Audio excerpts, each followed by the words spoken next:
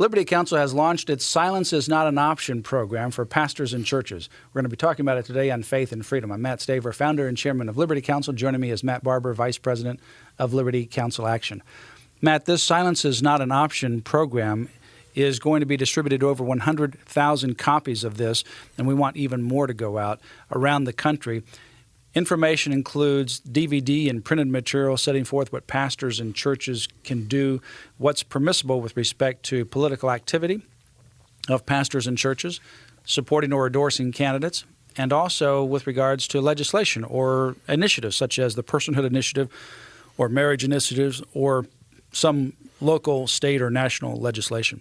Yeah, I think pastors will be surprised. You know, the ACLU and anti-theist groups like People for the American Way and Barry Lynn's Americans United for Separation of Church and State have been so adept at spreading disinformation about what pastors can and can't do that they've intimidated a lot of pastors into silence. You know, these groups accuse Liberty Counsel and other groups of trying to encouraging pastors and Christians to vote for people with Christian principles and who are going to and who are Christians themselves, for Christian leaders to take positions of office and positions of authority throughout all levels of government. And so to them, I say, guilty as charged. That's exactly what we're doing. And pastors have a responsibility to encourage people to vote biblical principles when they get in that ballot box. Well, they do. And in fact, the pastors, churches are different. Let's start off with the difference between churches and other nonprofit organizations. Any other nonprofit organization which is tax exempt and contributions are tax deductible, the IRS code says that you cannot endorse or oppose candidates for office. It's a complete prohibition. Nonprofit organizations that are not a church are required to apply to the IRS and fill out a form at the very beginning of their tax-exempt quest. And it's quite an extensive form, and it takes 12 to 14 to 18 months or maybe more before you get a response from the IRS that would say that you're tax deductible and contributions are tax exempt. That means then that you've got that benefit, but you also, under the IRS code, the code says that you can't endorse or oppose a candidate. Now, if you were to lose that letter because you violated the tax law for some reason, including the political intervention provision, you'd have to go through the process again and reapply and take that lengthy time to get word from the IRS. Churches are completely different. Churches, by virtue of the IRS code and by virtue of who they are exempt from this process, and they don't have to get a letter. So churches don't need the letter. So there's nothing for IRS to take away. And that's a significant difference. So if a church were to mess up, make a mistake, and cross the line, and if, unlike another organization that might lose its tax-exempt status and you have to get the letter again, churches on the next day could just simply act in a way that's not endorsing or opposing a candidate, and their tax exemption comes back into effect without getting the approval of the IRS. Yeah, Matt, how many churches have lost their tax-exempt status for political activity or even for endorsing a candidate from the pulpit? None. Absolutely zero. The restriction on the political candidates came in 1954. Not one church has ever lost its tax-exempt status. The one on regards to lobbying for or against legislation came in 1934. Yeah. Not one church has lost its tax-exempt status.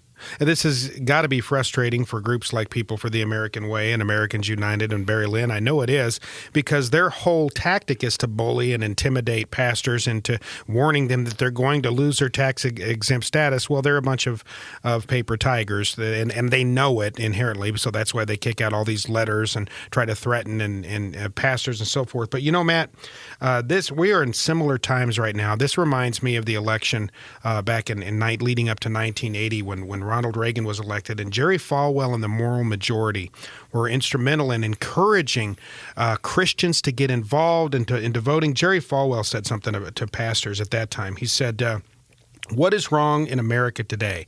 He asked, we preachers, and there are 340,000 of us who pastor churches, we hold the nation in our hand. And I say this to every preacher, we are going to stand accountable before God if we do not stand up and be counted. And so I encourage pastors around the country to get this information that we have, to get an idea of what their rights are and to further biblical principles in our culture. Well, we have information both in a DVD format that explains all of this, as well as in the Patriots Handbook, Political Action of Pastors and Churches. It's called the Silence is Not an Option packet. Call us at 1-800-671-1776 or go to lc.org and get your Silence is Not an Option packet. Make sure that your pastor gets it. We're going to be sending out over 100,000 of these, but we want to make sure that every pastor gets this as well that needs to get it. So contact us and get this to your pastor or get it to some other churches in your community. You know, the only church that has ever come close to crossing this line, actually they did cross the line, was a church that opposed Bill Clinton for president in 1992. And they took out full-page ads in the USA Today and Washington Times opposing him because of his position on abortion. He did win in November of 1992. The church was investigated by the IRS. The IRS took the church's letter. This church had voluntarily obtained a letter, and half the churches have letters in the country. Half of them don't. It doesn't really make any difference either way. The IRS took the letter because the church did not want to resolve the issue with them. But the Federal Court of Appeals ultimately said the letter is just it's a symbolic issue for churches. It doesn't really mean anything, and that the church never lost its tax-exempt status and was continually tax-exempt even through all this process. Not one contribution to it was taxed. It still remained tax-deductible. And so this church that actually took out full-page ads in the USA Today and Washington Times opposing Clinton for president still never lost its tax-exempt status. So that's like that definitely crossed the line, but the church still never lost its tax-exempt status. So, you know, when you start from that premise, what can pastors and churches actually do? Well, pastors can educate on biblical issues, biblical moral issues on marriage, abortion, whatever it might be. They can educate on what candidates hold what and candidates' believe. Viewpoints are. Yeah. And you can do that by distributing objective voter guides. And Liberty Counsel is here to look at different voter guides that you might want to distribute. And we actually review voter guides for other nonprofit organizations that do distribute them to make sure they're in compliance with the IRS rules. Yeah, really the question isn't what can pastors do. The question is what can't pastors do. Right, and right. there's very, very little. And even when they do what they can't do or they're not supposed to do, there really is very little recourse for the IRS or for anybody else. And that's what we're seeing play out over and over again. That's right. So, you know, the bottom line is pastors need not be intimidated. Yeah. It is a paper tiger, as you mentioned, and that's why we want to exchange the muzzle for a megaphone because, you know, we had Pastor John Hagee, after he watched the video, he called me up and he says he feels like an inmate being let out of prison after watching this, that he had more freedom to speak on these issues than of course, people have tried to impose. And you got groups like Americans United for Separation of Church and State that will send out letters that will threaten pastors. Don't get anything political in your messages or statements.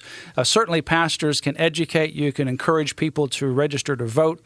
You can actually have voter registration. You can educate them on the biblical issues. You can educate them on the candidates' views. And you can specifically, regarding legislation, ask them to, and your church can specifically endorse or oppose specific legislation, like a marriage amendment, like a personhood amendment. There is no flat prohibition on the lobbying, so churches can certainly get involved in that as well. And all of our material covers all of this information. And quickly here, we're not just talking to pastors right now. We're talking to everyone listening. Get our materials, take them to your pastor so your pastor can become educated on what he can actually say from the pulpit. That's right, and make sure that you know what they can do, and make sure that you constantly get this information to them and encourage them to speak on these important issues.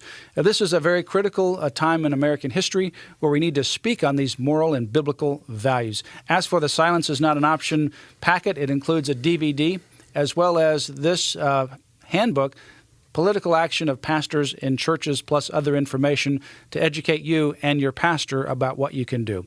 Make sure your pastor speaks up on these critical issues. Also, go to Liberty Counsel's website.